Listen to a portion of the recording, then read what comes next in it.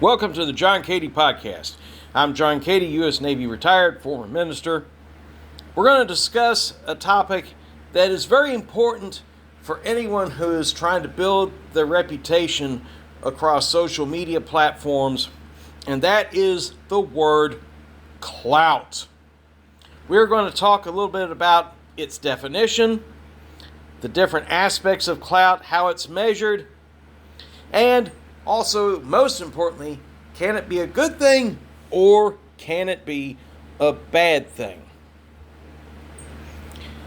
The dictionary definition of clout is the influence, power, or credibility that a person or brand holds online. What does this mean? It means it's the ability of that person or that brand to have a major impact and influence over other people within the digital sphere. And when we're talking about the digital sphere, we are not just talking about the various social media platforms, but we are also talking about even across the internet as a whole.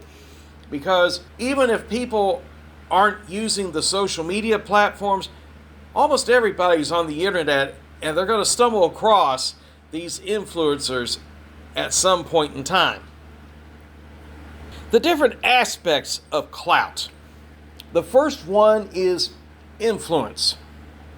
If a person has clout on social media, that means that person can affect the opinions, behaviors, and even the trends of the audience.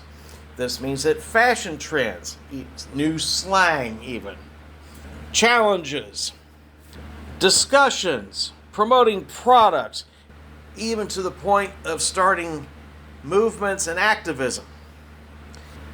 That's why people who have a large amount of followers and they have built up a credible brand over time, they are called social media influencers. Not everybody who has a social media account is considered an influencer. The vast majority of us, myself included, are basically lost in the shuffle. There's only very few who actually make it big in that fashion. Second aspect of social media clout is power. We're not talking about political power. We are not talking about authority. But the power of social media influencers when it comes to clout is being able to command, hold attention of the audience and maintain consistent engagement. A lot of social media personalities come and go. Most notable and probably the most infamous example are the Island Boys. Yes, I like to rag on the Island Boys. I think almost anybody in social media likes to hate on the Island Boys because their actions speak for themselves. But they were very popular for a short time. They went viral. And then, almost as quickly, poof, they went further and further down the card into obscurity. Regardless of whether they're for the short term or the long term, when it comes to the power of the social media influencer, that also means that what they post is going to be seen, shared, and reacted to by large numbers of people. I'll use myself again as an example. I'm definitely not what one would consider an influencer. I think the most I've ever seen as far as views or responses to anything I've posted is maybe a little over 1,000. Now, that's not bad. I'm just a small fish in a big pond. And that's perfectly all right by me because I have other things to keep me busy. This is just a hobby. But getting back to the clout. The third aspect of clout is credibility and reputation. What does that mean? It means how well are these social media personalities trusted? How credible is their message? And let's face it, there are some out there who make outlandish claims and, as one political journalist would call, they'd win the Pinocchio Award. Yeah, for those who aren't familiar with the story of Pinocchio, every time he told a lie, his nose got longer. The joke was, when I was a kid, tell a lie too much, you're going to have a nose so long you can't get out of the room because it's blocking the door. But how is this credibility built up? It has to be built through consistent, valuable content, and the interactions with the audience have to be genuine. Some influencers, like Cady, he's another one I like to follow, and he's been consistent over the last few years.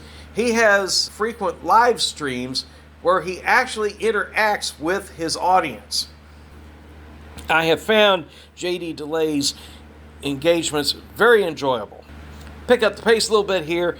Now, how is it measured? It's measured by follower count. It's measured by engagement rates, which includes likes, comments, shares, saves, direct messages. If you're trying to build up your network and get your foot in the door and get your brand out there, it's a good idea to engage with some of the larger influencers and offer some actual constructive input, not just a quick blurb in the comments section. Reach and brand deals and collaborations. Reach means how many people can uniquely view the content. And when they talk about brand deals and collaborations, this is the moment when you realize you've arrived.